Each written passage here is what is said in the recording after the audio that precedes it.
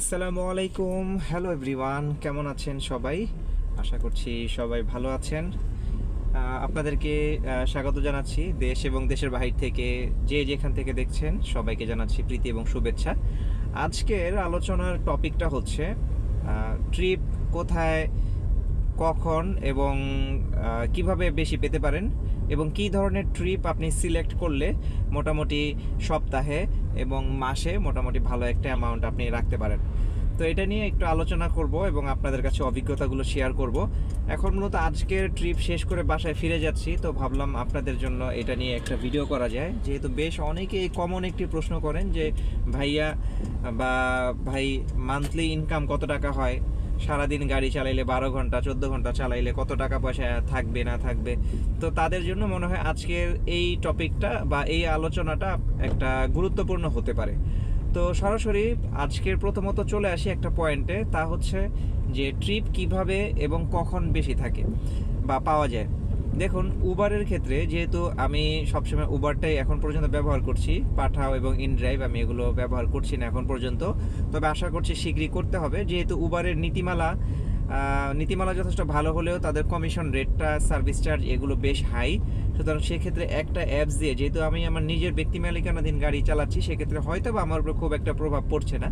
But যারা গাড়ি ভাড়া নিয়ে মান্থলি রেন্টে নিয়ে চালাচ্ছেন বা শেয়ারে চালাচ্ছেন, তাদের জন্য কিন্তু এটা বেশ কষ্টসাধ্য এবং অনেক পরিশ্রমেরও বটে।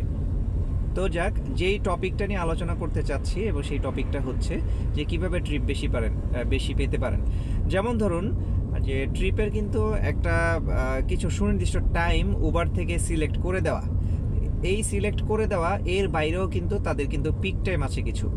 যেমন সিলেক্ট করে দেওয়া যে টাইম, তা নিয়ে একটু আলোচনা করি। যেমন ধরুন সকালে, আমি যতদূর জানি সকাল 7টা থেকে 9টা বা 10টা পর্যন্ত তাদের একটা পিক টাইম। এই সময়গুলোতে তাদের ভাড়ার রেট তুলনামূলকভাবে অন্যান্য বাকি যে সময়গুলো আছে, যেমন 11টা থেকে বিকেল 3টা 4টা, এই সময় পর্যন্ত কম থাকে। বা যেই সেম রুটেই আপনি যাতায়াত করুন না কেন, দেখা যাবে ওই পিক টাইমটাতে, যেমন সকাল 7টা থেকে 9টার মধ্যে, এই সময়গুলোর মধ্যে কিন্তু তুলনামূলকভাবে বেশি থাকে ভাড়ার পরিমাণটা। হ্যাঁ, এবং আরেকটি যে বিষয় হচ্ছে, আরেকটি পিক টাইম, এবং তা হচ্ছে বিকেল, আমি যতদূর জানি বিকেল 4টা থেকে বা 5টা থেকে শুরু হয়, 5টা থেকে রাত্র 8টা পর্যন্ত তাদের হচ্ছে আরেকটা পিক টাইম। তো এই সময় সীমার মধ্যে মূলত যেহেতু হচ্ছে ক্রসিং পার হচ্ছে, এই সময় সীমাগুলোর মধ্যে মূলত ট্রিপের ভাড়া কিন্তু তুলনামূলকভাবে ভালো থাকে। বেশি থাকে আসলে এটা বলবো না, বলবো ভালো থাকে তুলনামূলকভাবে। তবে এখানে কিন্তু একটা বিষয়ে লক্ষ্য রাখতে হবে বা লক্ষণীয়, সেটা হচ্ছে এই সময় কিন্তু আপনার জ্যামও থাকে। পিক টাইম, দ্যাট মিনস আপনার কিন্তু জ্যামও থাকবে। তবে ভাড়াটা বেশি থাকলে দেখা যায় ওই জ্যামটা মূলত পুষিয়ে যায়, খরচের সাথে পুষিয়ে যায়। আবার ফাঁকা রোডেও কিন্তু একটা ব্যাপার স্যাপার আছে। যেমন ধরেন অনেক সময় রোড ফাঁকা থাকে কিন্তু এই সময়টাতে পিক টাইম হয়ে যায়। কিভাবে? যেমন ধরুন আপনার রাত্র 9টা 10টা বেজে গেল, এমন সময় খুব বৃষ্টি হচ্ছে, তো গাড়ি পাচ্ছে না অনেকেই, বা সিএনজি বা নর্মাল পাবলিক ট্রান্সপোর্ট এগুলো পাচ্ছে না। তো সেই ক্ষেত্রে দেখা যাচ্ছে আপনার ওই সময়টাতে তারা অলিখিতভাবে বা বলা যায় আপনার কোনো ধরনের ঘোষণা ছাড়াই তারা একটা পিক টাইম দেয়। এটা অ্যাপের মধ্যে কিন্তু এটার একটা রিফ্লেকশন হয়। রিফ্লেকশনটা কীভাবে আমরা বা আপনারা বুঝতে পারবেন, উবার অ্যাপ যখন ওপেন করবেন দেখবেন যে কিছু কিছু জায়গার মধ্যে ইয়েলো কালার হয়ে আছে, হলুদ রঙের দাগ হয়ে আছে বা সাইন হয়ে আছে, চিহ্ন দেখাচ্ছে হালকা হলুদ বা গাঢ় হলুদ। তো ওই জায়গা, ওইটাকে বলা হয় আপনার পিক এরিয়া। দুঃখজনক, এখানে বোধহয় অ্যাক্সিডেন্ট হয়েছে। এই যে পিক আপগুলো আমরা দেখতে পাচ্ছি, এগুলো আসলে খুব বেপরোয়াভাবে চালায়। আমার নিজের চোখে দেখা এগুলো আসলে, এগুলোর এই এয়ারপোর্ট রোডটার মধ্যেও ঝামেলা আছে। রাস্তায় কোনো ল্যাম্প পোস্ট নাই, কিচ্ছু নাই। নর্মালি তো দেখা যায় ট্রাক ড্রাইভার ভাইরা যারা চালায়, এরা অনেক দূর দূর থেকে আসে, 300-400 কিলো ড্রাইভ করে আসে। তারা ওইভাবে হয়তো কনসেন্ট্রেশন করতে পারে না, রেস্ট না নিয়ে তারা চালায়। তো এই ডিভাইডারগুলো তারা দেখতে পারে না। ওই দিনও দেখলাম বৃষ্টির মধ্যে একটা টয়োটা 100 আইল্যান্ডের মধ্যে উঠে একদম ভাঙে চুরে একাকার অবস্থা। আর গতকালকে তো এক্সপ্রেস ওয়েতে একটা অ্যাক্সিডেন্ট হইলই, ওইটা কীভাবে হইলো কে জানে। রোলস রয়েস তাও আবার, খুবই দুঃখজনক ব্যাপার, এত দামি গাড়ি। যে বিষয়টাতে ছিলাম, তো ওই বুস্টিং এরিয়াগুলোর মধ্যে যখন আপনি থাকবেন, তখন আপনি সেখান থেকে যে ট্রিপই গ্রহণ করবেন, সেই ট্রিপেরই ভাড়া আপনাকে হাই দেখাবে বা উচ্চ ভাড়া দেখাবে। এটা কিন্তু কখন হবে ট্রিপ, কোথায় বুস্ট হবে, এটা কিন্তু কেউ আগে ভাগে বলতে পারে না।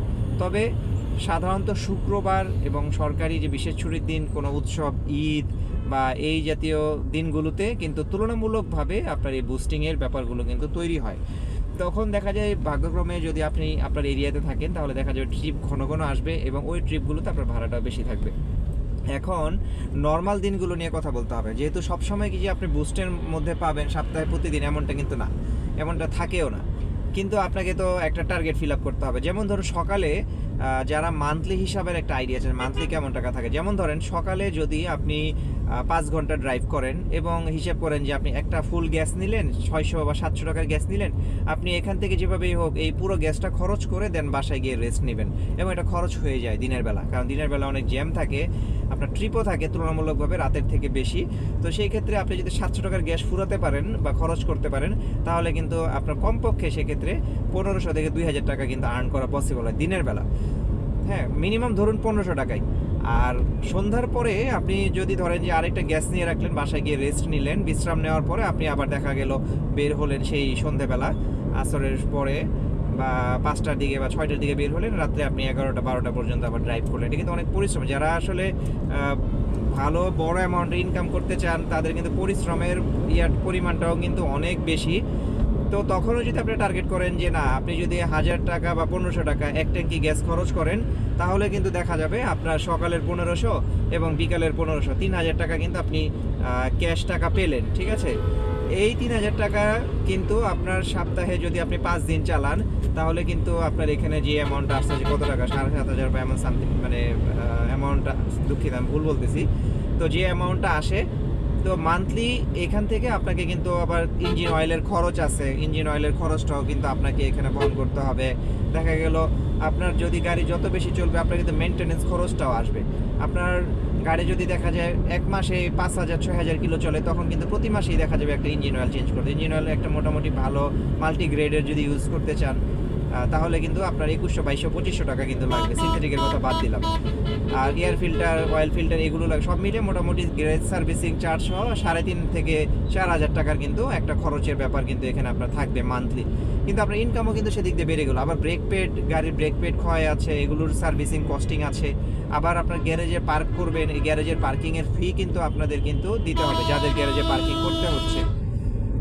আসলে এই অবস্থায় কথা বলা খুব টাফ হয়ে যাচ্ছে, কারণ যেহেতু ধীরে ধীরে যাচ্ছি, পিছন থেকে প্রচুর ট্রাক, বাস, রাত্র প্রায় 2টার কাছাকাছি সময় অনেক বাস এগুলো প্রেশার দিচ্ছে আর কি। তার মধ্যে আপনাদের জন্য ভিডিওটা মেক করছি। তো হয়তো বা আপনাদেরকে মান্থলি ইনকামের একটা আইডিয়া দিতে পারছি, সেক্ষেত্রে আমি হয়তো দেখাতে পারছি যে আপনাদের 60 থেকে 70,000 টাকার একটা ইনকাম হয়তো আপনারা করতে পারছেন, কিন্তু এই ক্ষেত্রে আপনাকে অন্তত 10,000-15,000 টাকা ধরে রাখেন না, 10,000-15,000 টাকা আপনাদের একটা খরচ, তারপরে কিন্তু ভালো একটা অ্যামাউন্ট থাকে। কিন্তু যারা শেয়ারে রাইড করে থাকেন পার্সেন্টেজে, যেমন 50-50 বা 60-40 এইভাবে করে আপনারা শেয়ার করে গাড়ি কারো কাছ থেকে ভাড়া নিচ্ছেন বা রেন্টে নিচ্ছেন, তাদের জন্য হয়তো ইনকামের পরিমাণটা কম থাকবে। তবে আমার একটা পরামর্শ, যেটা আমি অন্যান্য ব্লগারদের বা ইউজারদের ভিডিওগুলো দেখেছি, যে সবাই শুধু এককভাবে উবার ব্যবহার করছে এমনটা না। অন্যান্য রাইড শেয়ারিং যে প্ল্যাটফর্মগুলো আছে, যেমন পাঠাও, ইনড্রাইভটা বোধহয় ইলিগেল বাংলাদেশে, আমি যতদূর জানি। এটার জন্য আসলে পড়ার সাজেস্ট করি না কাউকেই, পড়াও ঠিক না। এটার পাশাপাশি আপনি যখন কন্ট্রাক্ট ট্রিপগুলো দিবেন, সপ্তাহে যদি আপনার 1টা বা 2টা কন্ট্রাক্ট ট্রিপ থাকে, সেখান থেকে লং ডিস্টেন্স কন্ট্রাক্ট ট্রিপ বলতে আমি যেটা বোঝাতে চাচ্ছি, তো এখান থেকে যদি সপ্তাহে আপনার একটা 3000-4000 টাকা 5000 টাকা যদি আসে খরচ বাদ দিয়ে, তাহলে কিন্তু টোটাল অ্যামাউন্ট মিলে ভালো একটা অ্যামাউন্ট আসে। তবে অবশ্যই মনে রাখতে হবে, বাংলাদেশে গাড়ি চালানো, যেটা অনেকেই ভাবে যে এসির মধ্যে গাড়ি চালাচ্ছে খুব আরাম, ব্যাপারটা কিন্তু তা না। এখানে অনেক কষ্ট আছে। কষ্টের মধ্যে ব্যাপারগুলো হচ্ছে খুব অনিয়ম এখানে করতে হয়, অনিয়মের মধ্যে পড়ে নিজেকে অনিয়মের মধ্যে চালাতে হয়। কারোর সাথে গাড়ি নিয়ে বাইরে হই হুল্লোড়, ঝগড়াঝাটি, চিল্লাফাল্লা এগুলো না হলেও দেখা যায় আপনার অন্যান্য গাড়ি বা রিক্সা বা সিএনজি, ওই পাশে দেখেন রিক্সা চলতেছে দিব্যি। ওই দিনও অ্যাক্সিডেন্ট দেখলাম মাঝখানে, অটোরিক্সা হাইওয়ের মাঝখানে চলতেছে, এয়ারপোর্ট রোডের মতো রাস্তায়। তো এগুলো আসলে আপনার মস্তিষ্কের বা আমার মস্তিষ্কের মধ্যে কিন্তু একটা চাপ সৃষ্টি করে। তো এগুলো সব মেনে নিতে পারলে আপনি মোটামুটি বাংলাদেশের ড্রাইভিং সেক্টরে বেশ ভালো। তবে বারবার একটা কথাই আসলে বলতে হয়, এটা আপনাদেরকে নয় আমি নিজেকেই বলি, রাইড শেয়ারিংয়ের মার্কেট সবসময় একরকম থাকে না। যেহেতু এখন বাসায় যাচ্ছি, দেখুন গতকালকে আমি ভালো ট্রিপই পাইনি, রাইডে বের হয়ে বাসায় চলে গেছি। আজকে কিন্তু মোটামুটি 1200 টাকার একটা কাজ করেছি, কিন্তু আমার এক্ষেত্রে খরচও কিন্তু আজকে বেশি। অন্য সময় আপনারা দেখেন যে 350-400 টাকার গ্যাস দিয়ে 2000 টাকার কাজ করি, বাট আজকের পরিসংখ্যাটা দেখেন, আজকে কিন্তু আমার প্রায় 400 টাকার খরচ হয়েছে। হ্যাঁ, অলমোস্ট 400 টাকাই ধরি, সব খরচ ধরলে, কিন্তু আমার ইনকাম হয়েছে 1200 টাকা। এই 1200 টাকা থেকে 400 টাকা বাদ দিলে আমার কিন্তু থাকতেছে আপনার 800 টাকা। মানে আজকে আমি 800 টাকা কাজ করছি। সেই আপনার বের হয়েছে 8টার দিকে, 8:30টার দিকে। 8:30 থেকে আপনার এই যে এখন বাসায় যাচ্ছি, যদি ভিডিও কল পাচ্ছি না, প্রায় 1 ঘন্টা হয়ে যাবে। তো রাইড স্টপ করে দিয়েছি মোটামুটি রাত্রে 1টার দিকেই বলা যায়। তো এই সময়টা আপনার 5 ঘন্টা বা 6 ঘন্টা যেটাই ধরেন। তো এগুলো কিন্তু মার্কেটের বা সময়সীমা কিন্তু পরিবর্তন হয়, প্রতিদিন একরকম হবে না। আরেকটা বিষয় যেটা আমি সবার জন্য অ্যাওয়ারনেস হিসেবে বলবো, তা হচ্ছে আপনারা আমাদের কাছে বা আমার কাছে আপনারা হয়তো কমপ্লিট একটা ভিডিও দেখেন 12 মিনিট 15 মিনিটের বা অনেক সময় 20 মিনিটের ভিডিও হয়।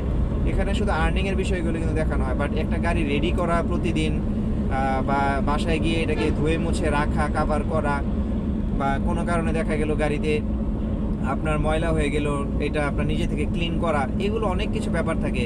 আসা, গাড়ি রাখা এবং গাড়ি পার্কিং থেকে বের করা কিন্তু আধা ঘন্টা থেকে 1 ঘন্টা একটা সময় দিতে হয়। এরপর গাড়ি অ্যাপসটাকে রেডি করা, নিজেকে রেডি করা, সব কিছু মিলিয়ে কিন্তু বেশ ভালো একটা সময়। মূল রাইডিংয়ে দেখা যায় 5 ঘন্টা আপনি রাইড করলেন বা আমরা রাইড করলাম, বাট আমাদের সময় কিন্তু অনেক বেশি দিতে হয়।